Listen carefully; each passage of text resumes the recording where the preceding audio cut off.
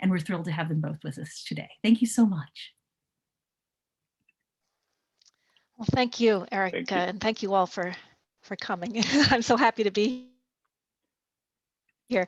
I'm going to share my screen. My name is Kelley. I come from literature, and I have been on leave this semester and not using the newest versions of Annotation Studio and IdeaSpace. So I thought I would just say a few things about my pedagogy and uses of them in the past.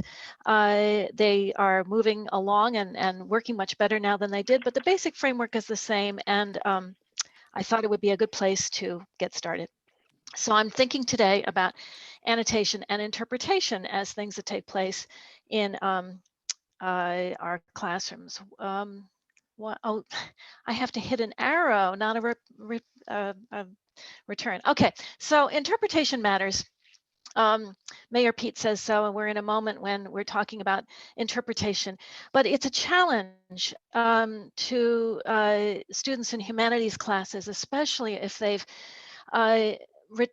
received their models of interpretation from computational data, or find literary or verbal or visual texts challenging, because interpretation can be problematic. It may seem as if there's only one right interpretation and you have to figure out what it is for a text like Hawthorne's The Scarlet Letter. And if you don't get that one, you're wrong, which is really discouraging. It can seem as if humanistic texts are subjective, that the interpretation is subjective, and therefore it's personal and it's not something you can teach or depend on. It's really murky ground. Or, and I think this is a kind of metacritical, very interesting approach, we can understand that interpretation is shaped by ideology or personality or culture, and is therefore not necessarily trustworthy. We can't always rely on it. So I think humanities classes really have a certain obligation to show what they're doing when they do interpretation and why it's useful. But given that interpretation is itself kind of a challenge, I think one way to do that is by doing the work that we do in Annotation Studio, which is interpretation, but without really calling it that. So I've identified a few areas where students are doing interpretation as they annotate texts. So one of the uses of Annotation Studio is for editing. And by editing, I mean the simple acts of selection that take place when you look at a text, when you select a passage and start marking it up by writing your comments, your annotations. And that can happen with a text under study, a book or poem that we're looking at, or it can also happen with student essays and with peer review. You can be editing those and sharing your interpretations of other people's work. So that's one kind of interpretation.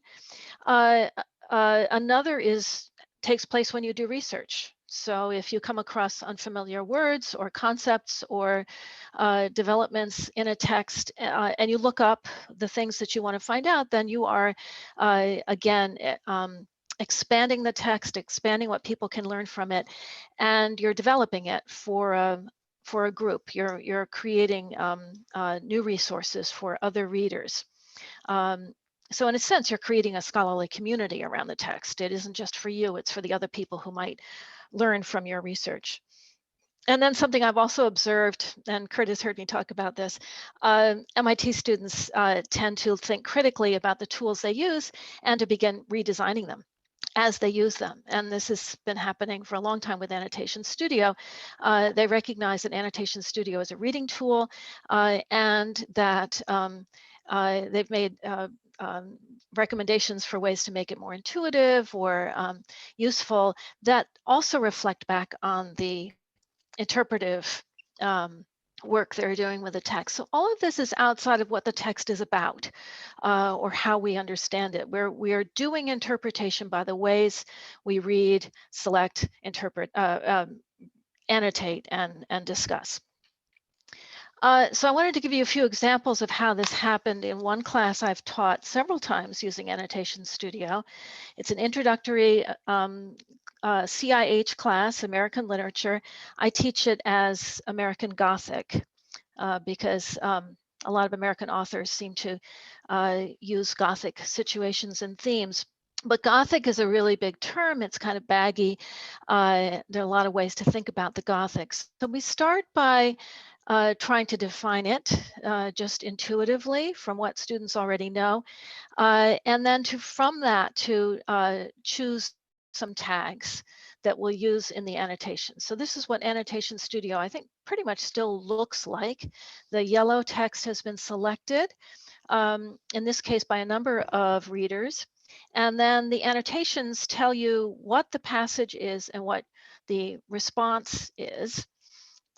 Here, the response to this passage where a character goes into a really creepy wilderness is that there is evil purpose, spooky settings, and nothing good is going to happen.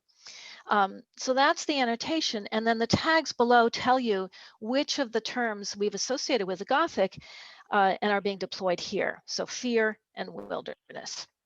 And other students are doing the same thing, and we can select for those tags and come to some understanding of what different people in the class thought about wilderness. The virtue of this is that it's all coming from the students themselves. I have not given them a definition of the Gothic, and I'm not pressing a particular approach. Then at another stage, I introduced tags that, can you still hear me? Hello? Yeah, we can hear you. Yes, Eric? yes, we can hear you. Okay, Yes, we can okay, hear you. I'm sorry. Yes. Oh, no, I sorry. got a signal that my Wi-Fi was breaking down. It happens. So there's a stage at which we introduce some new tags that are less about the content and more about the occasion. So here you see the same passage and a student talking about the wilderness, but also there's a tag for discussion, because I've asked them to think about the kinds of questions and comments they're making, whether that's suitable for your own interest, something you're interested in, whether it's something you want to bring to the group and discuss and raise questions about, whether you'd like to put this into an essay. And in this case, the student thought it was an idea that the class should discuss. So the tag there is discussion as well as wilderness. So it tells you that the annotation not only creates these themes and these understandings, but it also shapes the kinds of work, the shared intellectual project of the group that's developing as the semester goes along. And then one more example takes us to a later stage during the revision. This is the student that I started with, who is now revising an essay on Edgar Allan Poe's The Facts in the Case of Monsieur Valdemar. And there's the selected passage, very dramatic moment at the end of the story. And here you see that having reviewed the previous annotations, both her own and those of the class, this student has started to develop some new ideas.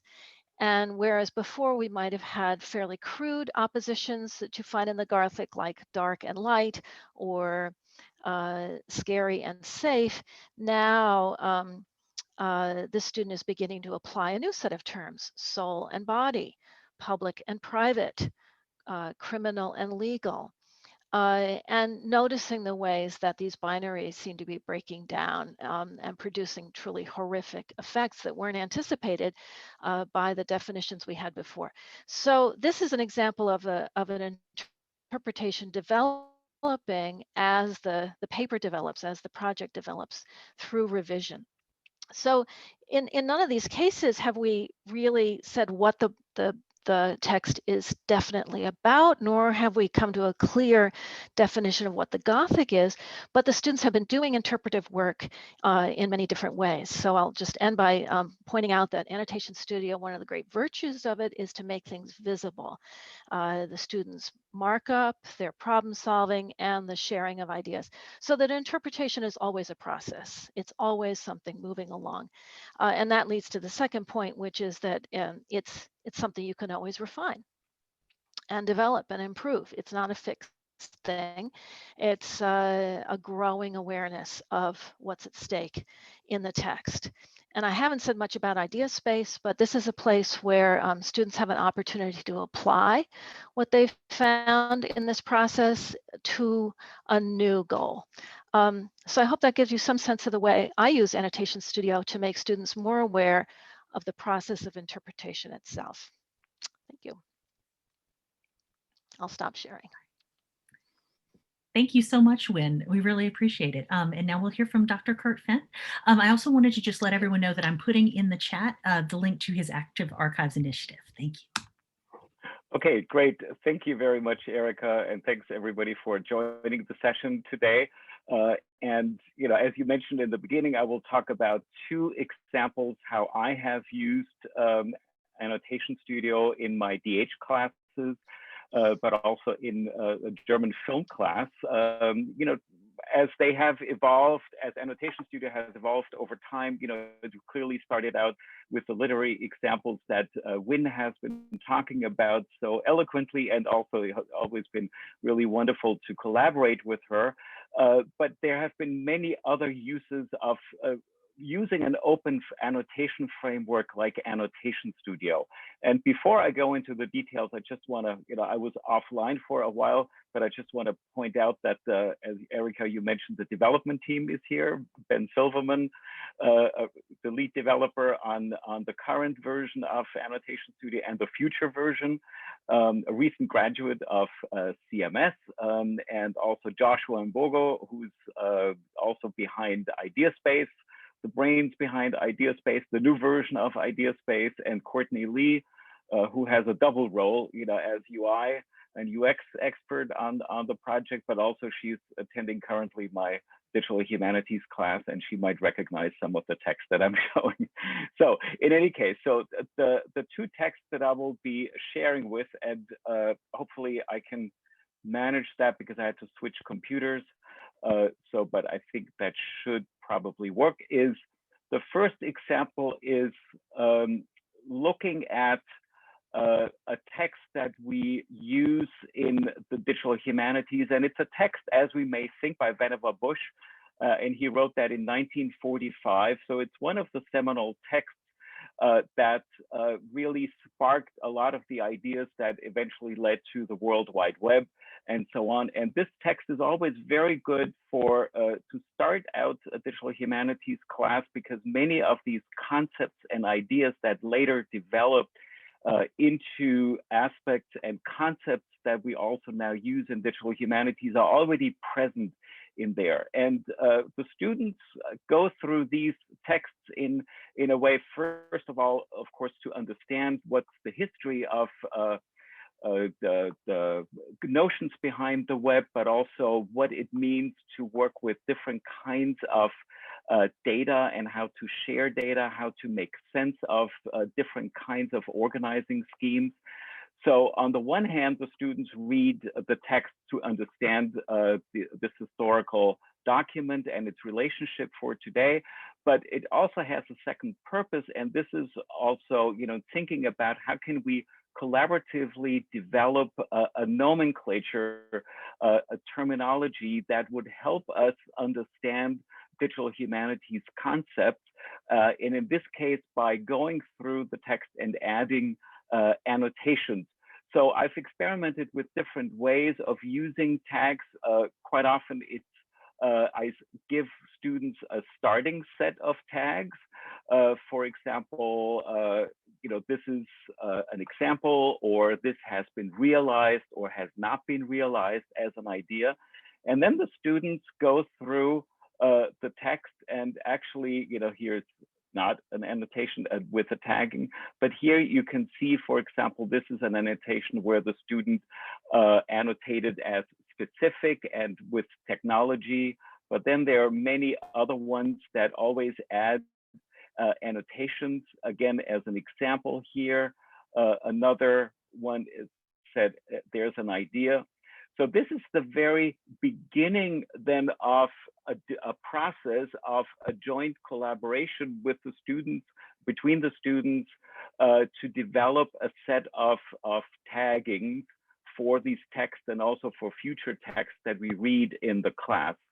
So in the first instance, as I said, I will just give them a couple of core tags, and then the students are supposed to add their own tags.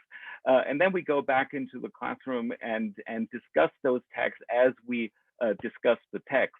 And what's very important in discussing these is having the ability to filter tags. So for example, you can filter them, the tags either by the different users or by the tags that students have applied to it. So if I go, for example, just to example, then I get all the annotations that the students tagged with example, and then we see a lot of the examples that they reference to, because they can put in links to videos, to other texts and integrate images and so on, just to broaden and to contextualize their own reading and their understanding of these core concepts. And this is a process that's going on and continues throughout the semester as we work with Annotation Studio, but not exclusively. We also use other ways of commenting on text, but in this fine-grained version, we use Annotation Studio. And this is really a way to then further collaboratively develop ways of tagging. And I think, Wynn already alluded to that and showed some examples of that. And I think you will hear that from Suzanne Lane as well, because these tags become very important when we then move into the writing process that's supported by IdeaSpace. So I will switch over to my German class. Hold on a second, just so that I can see which tab I need to open up. Okay. So I'll just use one text here that I've used in my German film class, and I've used Annotation Studio in a number of different ways. One way is for students to annotate and comment on video film reviews with the goal that the students will then eventually write their own film reviews. And so at this time, we have not had, or at that time, we didn't have an IdeaSpace. So the writing happens outside of these platforms.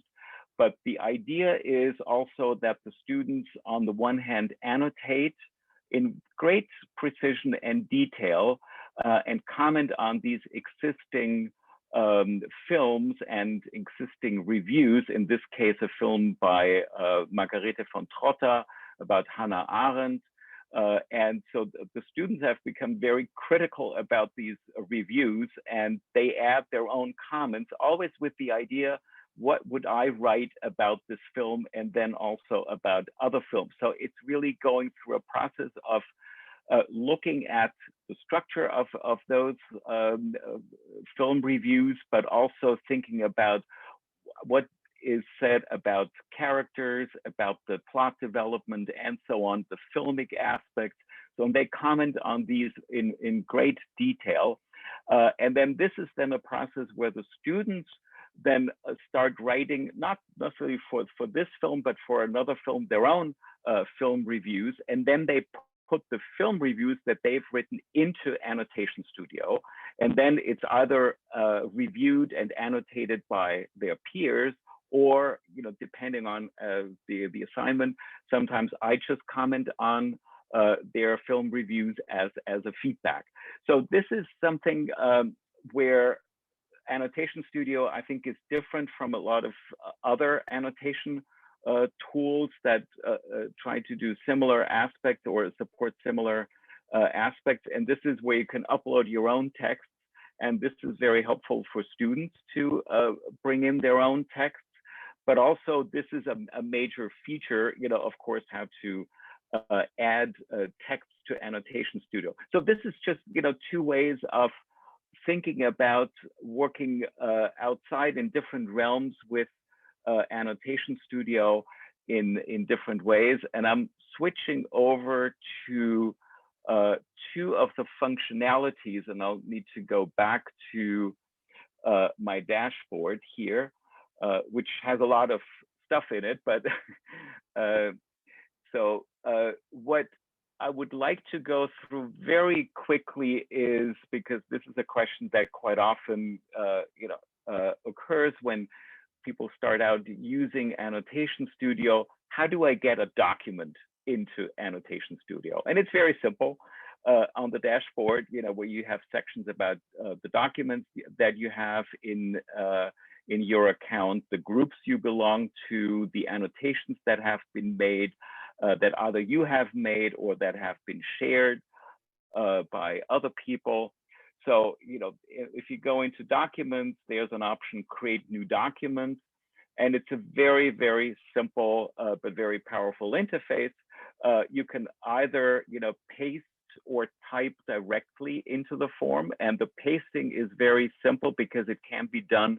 For example, if you go to a web page, you can copy from a web page, you can copy from a PDF, you can copy from a Word document, and then you have all the editorial and editing functions in this section here, or you can also upload a Word file or a PDF.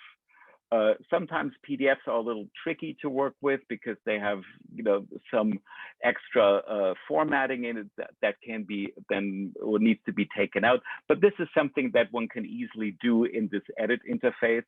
And for people who are very adventurous, they can go actually into the code view and edit the HTML that's in there. So that's always doable. There's also the option of adding metadata. One needs to provide a title, at least as one thing, but we have different categories for the metadata for a website, for a journal, and for others. And the new Annotation Studio has a couple more. Also here is you can select the groups this document will be shared with, and I'll go through the group creation in a moment. And then also different ways of sharing the document. So initially, when you start out, it's shared, it's in draft mode, so you can still make changes to the text. As soon as you're satisfied and happy with the way the text appears on the page, one can make it published, and then it's shared, with the different groups and so on. So these are basically the main aspects as one can bring in a new document. So, but that doesn't mean, yes, this document is shared. So you need to share it and create a group. So a group for your class. So this is then something, again, under the section of groups. And as you can see, I have a ton of groups. And so you basically just create a new group, and I call it just SHASS group. You create the SHASS group, and any name could be used. Then immediately your account, you'll become the owner of this group. And in order to invite the students, there are two different ways. The easiest way is to generate a link. And then this links get generated. You can copy it. You can put it in an email or put it on Stellar or Canvas or whatever. And then the students just need to click on that link, and they get automatically to the right group in the right Annotation Studio, because there are different versions of Annotation Studio for different institutions. Or the other option is when a student already has an account on Annotation Studio, just to put in the student's email and then add the student to this group. And that's basically it. And then you have the group that you can share the documents with, and so on. So this is basically everything that is important to know in terms of Annotation Studio. The idea is to keep it extremely simple and to open up many different flexible ways that it could be used in different pedagogical settings and concepts. And so that's basically it. And I see Suzanne Lane has come online. So I'll better stop here and then hand over to Suzanne. All right, thanks, Kurt. So I'm talking blind, so to speak, because I don't know what you all have done exactly. But what I am going to talk about is how I've used Annotation Studio this semester in a first-year writing class where the first unit focuses on rhetorical analysis of a speech.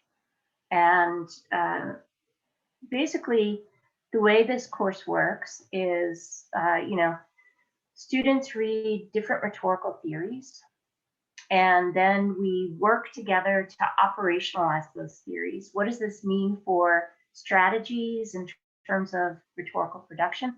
And what does this mean that we look at in text when we're analyzing, right? Like what kinds of issues? And so we talked about rhetorical situation, exigence, audience, concept pairs and antithesis, how you put concepts in relationship to each other. We talked about the use of first-person pronouns in text and the ways that that can partition the audience or bring people together, right? Is it me, you, them, or we, right? And we looked at the assignment of agency syntactically and a variety of other issues. And so basically what we did was we used Obama's A More Perfect Union speech, his speech about race from March of 2008 as our example text. And it was in Annotation Studio. And so every day in class, as we would, unpack a new theory and think about how you apply it, we would then go back to A More Perfect Union, and the students would go in and annotate for particular strategies. Right? So I just want to share my screen and see if I can show you. Hopefully this will come up. Are you seeing A More Perfect Union in Annotation Studio? Excellent.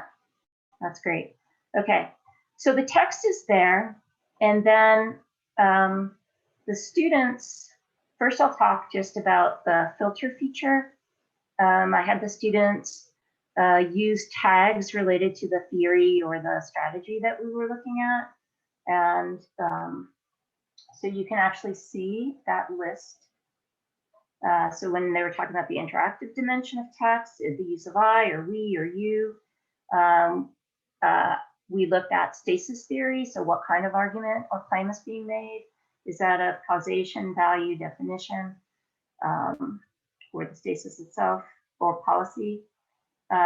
We looked at issues of style in text and context, issues of arrangement and structure, appeals to ethos, pathos, logos, and then concept pairs. So for instance, the relationship he sets up between words and actions, or between perfect and imperfect, or between the past and the future, unity and division, for instance, that they could trace.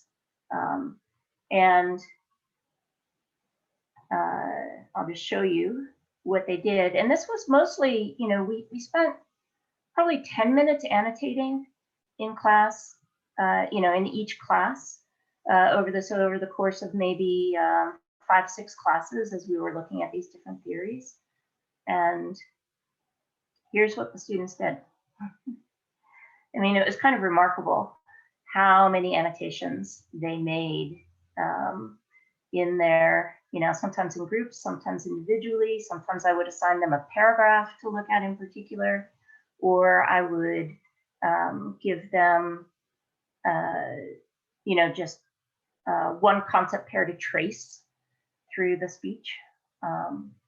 And one of the things that did was that one, it let them see literally how frequently these strategies are being used. And over the course of a couple of classes, they could, because we kept going back to the same text, they could begin to see the interactions between these strategies, right? And then look at a paragraph and be able to say, you know, in this paragraph, we can see that, you know, he's setting up certain concept pairs that are creating this division, but then he's also unifying people by using we, and he's also, you know, whatever else he's doing there, making an appeal to pathos. Right? And then they can begin to see that sometimes it's the very same sentence that is doing, you know, sort of 3 or 4 of these moves at the same time. Then, of course, we could search and filter and search just by any individual, you know, concept, and see where that showed up in the text. And so then they could also begin to see structurally what's happening in terms of where concept pairs come in, or where he's very heavily using we as opposed to I, like where does that shift happen?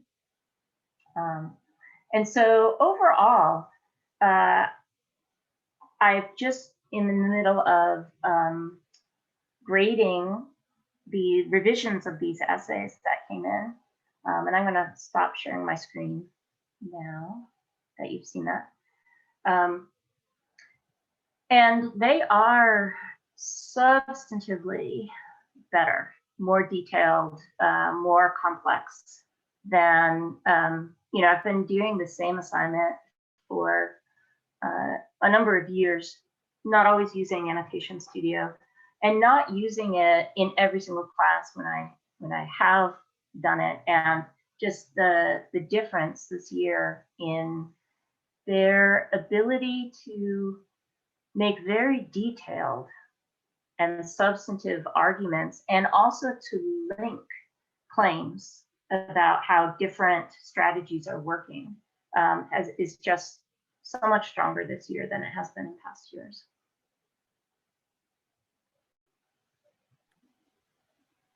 Thank you. Thank you so much. And my apologies for not having given your bio. May I do that briefly now, just so everyone knows? I'm sure that most people will know you already, but just in case. So I just wanted to introduce Dr. Suzanne Lane, who's joining us today, literally directly from class. Thank you so much for making the time.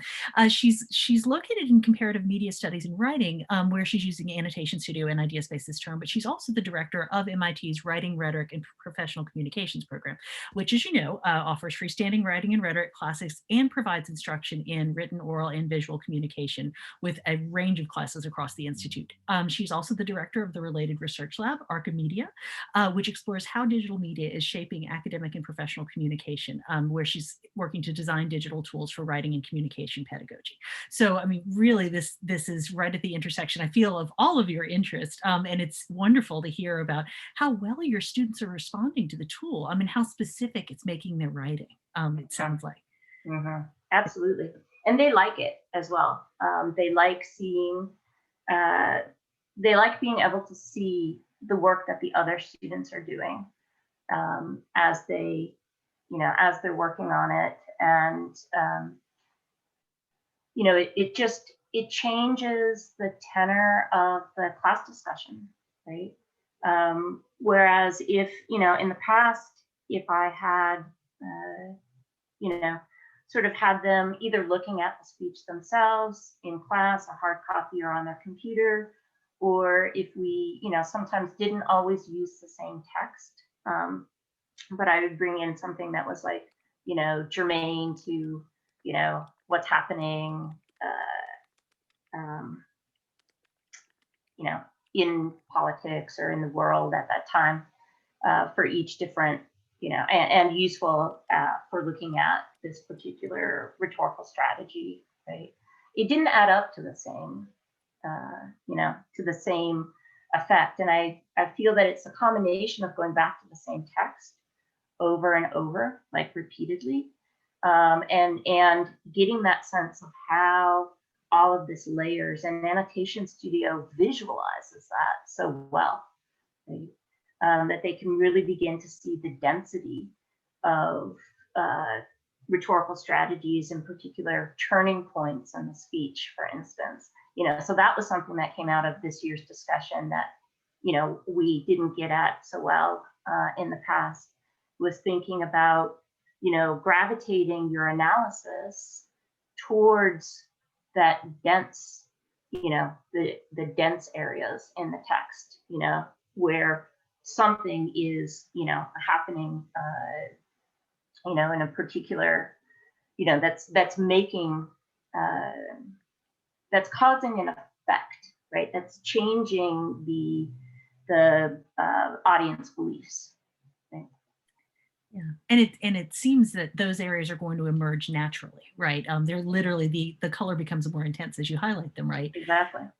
No, which is wonderful. And this intersects really well with, I think, what Wynn was talking about, the idea of emergent categories, right? Emerging categories of analysis. And so I suppose this is really a question for everyone. I imagine, right, that there are times where students' categories are going to overlap, they're going to differ. And I was wondering if you could say a little bit more about how you handle those situations. Like, what are some strategies that you found useful in those situations? Are there sort of technical aspects that you found, filtering or other ways of making certain things visible but not others? What do you do when categories overlap or intersect? Is that a question for me? Well, it's really for both of you, You're but asking please. for everybody. Well, please go ahead, and then I would love to, it would be wonderful to hear what everyone thinks. Yes, well, so I, from many conversations with Lynn, I think where they overlap or intersect might be a little different in our two classes or in our approaches. So I am, as I said, I'm working from a theory base. So I'm giving students the concepts that they're looking for. And, to a large extent, what are the, consequently, like, what are the conceptual tags that they're using? So when that is overlapping or intersecting, that is revealing the intersection of theories, as well as the sort of hotspots of text where many strategies are working together. But I think, and I don't want to speak for Wynn, but I think, if what you're doing is working with like folksonomy of students developing their own terms, then intersection or overlapping might mean something a little bit different. I'm glad you brought up folksonomy. I didn't use it in my talk, but it is exactly what we're doing with the Gothic elements in the American fiction class. And I never thought of it that way before. That the overlapping is actually a way to see what they share as a class conceptually. And it's also a background against which they can try something new. So if they've really gotten the idea that Hawthorne's forests are dark, but they haven't explored so much the way that darkness is associated with a certain moral or psychological or racial entity, then that's where it's interesting. The filters allow you to break down some of the shared understanding. So it's really, we're talking about the difference, between a theoretical and perhaps a more text based approach. Yeah, and I think the same happens, sort of what I showed in the DH class, because, only a certain core sets of tags are basically defined, and then the students add their own folksonomy tags in order to develop the understanding of the core concepts of this text. And the same actually happens there, that we see overlapping tags that then get refined in the class discussion. And then this carries on then to future annotations and future applies of tags in similar text or in other DH text. So it's really this progression of developing a core set of tags that are shared by the students, but they come out of the process of working on one text and then seeing sort of the overlaps and so on. And, as you mentioned, the filtering is extremely important, because sometimes, they spell things differently, but mean the same thing. But then we can actually identify those locations and say exactly, okay, does do these tags actually really support that kind of an argument or describe the argument, or should we change the way we define these, and can we combine certain tags to cross certain concepts, or to combine them in some way? So it's this constant process of refining those tags.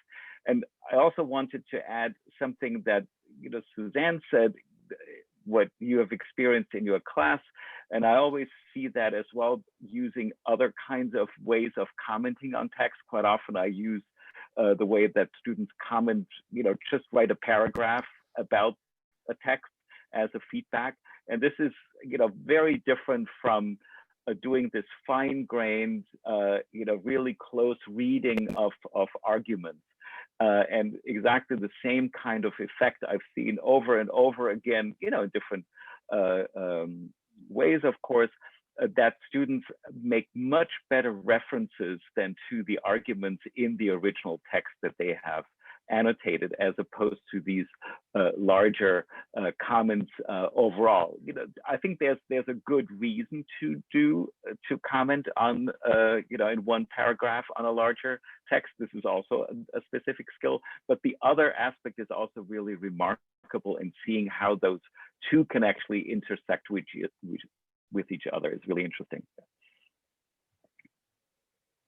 Sort of as a follow-up question, I was really fascinated, Kurt, by your mentioning using Annotation Studio for both the articles and the reviews, but also the students' essays, right? I love that. I think that's fantastic that this is sort of an environment, right? Like you've got text circulating and intersecting with one another. Do you find, so it's a related question to what we were just talking about, do you find that you use the same tags when you're, right, like if you're talking about a class, I imagine in Suzanne's class, right, there's a lot of using the same tags, which would be really powerful and would aid those intersections. But I'm curious about the class where the students are refining the tags. What are some of the circumstances, right? Like say you've got multiple text speaking to one another. Has that ever created a problem in terms of the tags that you're using? And if so, like how is that a learning opportunity maybe in and of itself? That's a good question. I don't think that has happened yet, this kind of overlap. I think, because in the digital humanities class, they don't put in their own essays into, because they don't write essays. So that's happening in the German class, and there the tags are not as important, or at least I have not used them in the same way.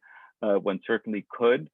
I think what's interesting in the DH class is that these tags also shift over the course of the semester, because the texts focus on different aspects.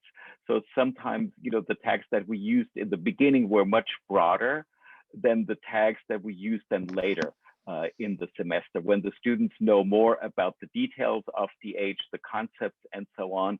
So we're sort of example, it's still one of the core tags, and also core idea is one of the tags that always come up, or pro and con. That's always there, but the other tags change over time.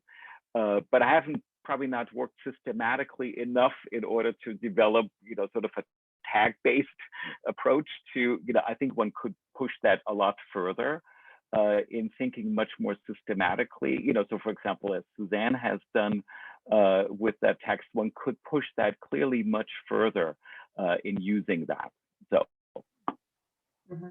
And I'm not doing it this semester for other reasons, partly because I'm learning Canvas and the peer review feature of Canvas, etc. But in the past, I have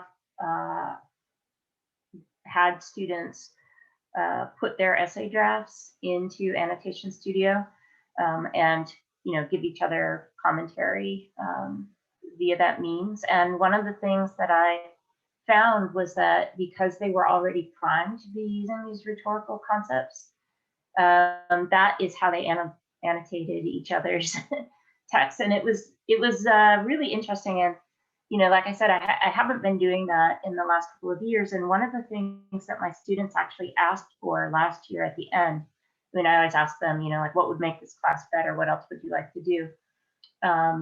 They said that they really wanted a day near the end of the class where they could go back to one of the early essays that they had written with, you know, and now with all the strategies that they had learned and annotate it as if it were somebody else's text and critique it. So that is something that I'm thinking about for the end of this semester, is having a day where my students load one of their, you know, maybe this essay that they just wrote into Annotation Studio and look at it as if it's not their own text, but, you know, one that they're coming to critique. That's wonderful. I have a history of teaching writing as well, and that just sounds like an ideal environment to be working in, right? Like the ability to to mobilize the concepts in the service of perspective on your own work. That's fantastic.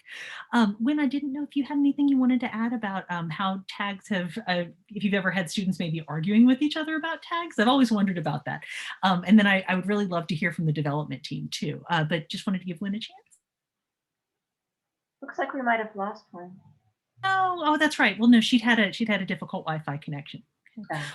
Well, this is the perfect time to then ask the development team. I'm really curious, having seen these presentations, what thoughts is this prompting for you, right? Are there new features that you think you might want to contribute to? Do you have a different sense of how something could be tweaked? Personally, I'm just like really happy and excited that like people are like using it. And I think just hearing from what people have said, it's pretty apparent that like tags are really important. So just increasing like the filtering process for tags, just making it a little bit more fine-tuned than it is right now, is definitely something that's on the top of our list. I just want to make a plug for the development team because one of my students had trouble logging in one day to Annotation Studio. And literally, I got a response back still while we were still in class that I could give her. It was amazing. You guys are amazing. Thank you. I'm not sure. I think that was Ben, maybe? Yeah. Yeah. That also, yeah, I agree with Josh that, you know, it really puts a spotlight on tags. And I think, you know, something else that we've been playing with for a while is kind of like tag autocomplete and kind of other ways of looking at like the existing tags that people have already used. I think especially for like folksonomy, that's really useful because you can see like which tags are the most common. You can see, you know, oh, what are other people calling these things? Maybe I can use the same thing. Could you do something maybe even with visualizing, right? Like, could we see percentages? Could we see proportions, things like that? Totally. Yeah, that sounds really, really neat. I'm also curious. So I'm thrilled that there is now visual annotation, the ability to use both pictures and video. And I'm wondering how that's either how that's changed the work that you've done, development team, or how that's changed the conversation in the classroom, those of you who have used Annotation Studio over time.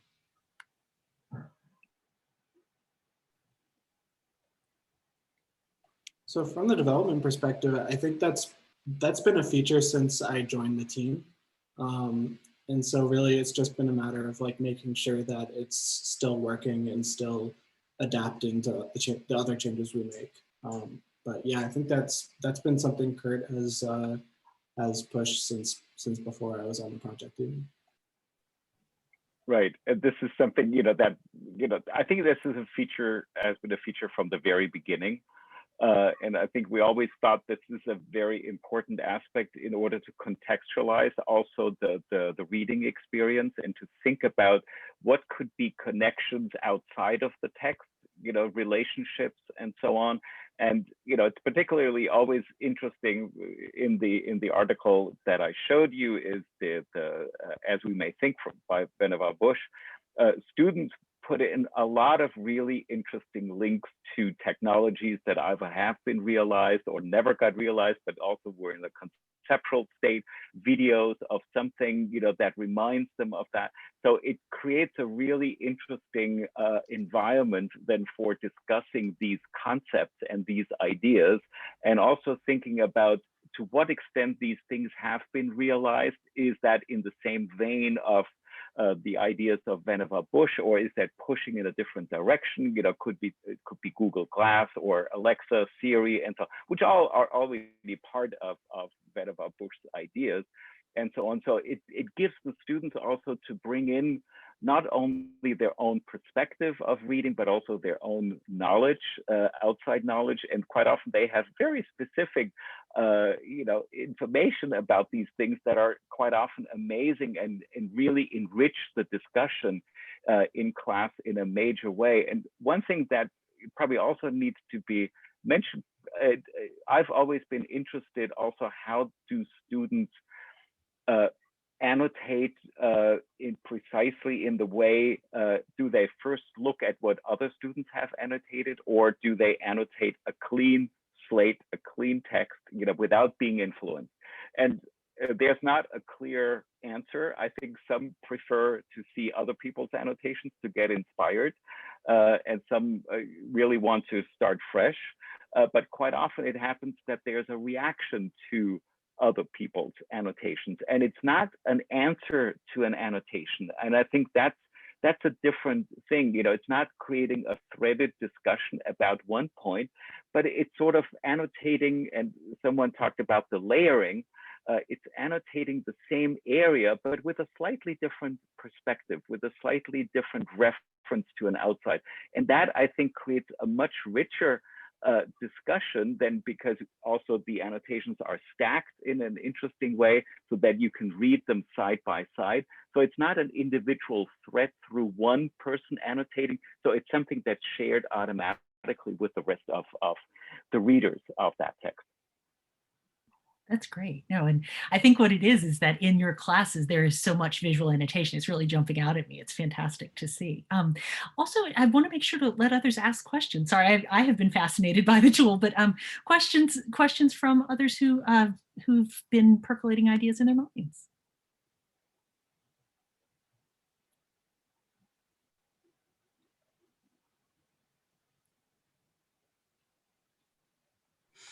I have emerged from the dark.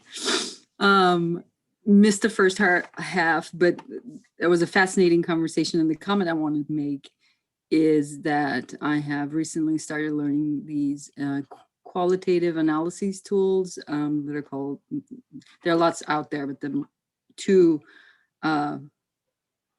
prominent ones, I guess, Atlas TI and NVivo, kind of do similar things, at least at the tagging level, tagging of the text and filtering through those tags and thinking through them and generating higher level tags, and then visualizing the tagged or coded materials.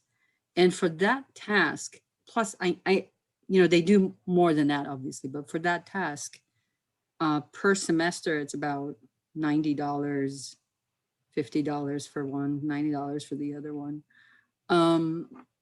The point I want to make is that those are proprietary tools, and Annotation Studio is not. And I wonder how well, you know, how well known Annotation Studio is even in the MIT community, as for those folks who are like paying the money and getting NVivo and the Atlas TI. Again, granted, they're not the same, but for the tagging and collective tagging aspect of it, they're comparable. Anyway, I wanted to make that comment. And, well, thank you, for, and, the goal is to keep it free, but of course it costs money. And that's always a challenge, where to get the funding for, services that support these things. So far, we've been lucky in getting internal funding, also thanks to the DH Lab, that funded, part of the development and so on. So this has been really extremely helpful, but this was originally funded by NEH and a number of other internal grants and so on. But it's always a question how to move forward. Right now, we have about 12,000 or probably more than 12,000 registered users all over the world. And as we learn quite often, it's heavily used also in high schools. But we know, of course, who's registering it and who creates groups so that we can see how it's used in different classes. And it's used in a wide variety of history classes, even urban studies and so on, and foreign languages. It's quite remarkable. And what also happens, since this is an open source tool, so anybody can install it, we quite often don't even know how many installations that there are out there. And there was just recently a case where we suddenly got an email to the annotation studio support at MIT email list. Is someone in Istanbul at a university, was installing it for the whole university. And had some issues with the installation process.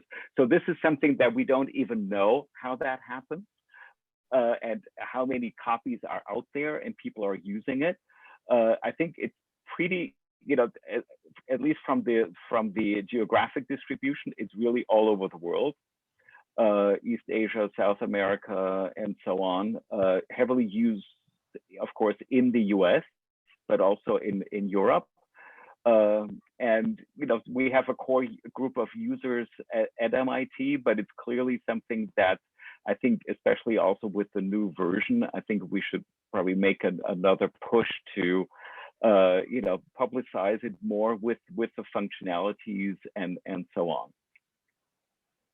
Wonderful. Well, we are thrilled that this recording will be available to be able to continue that mission as well.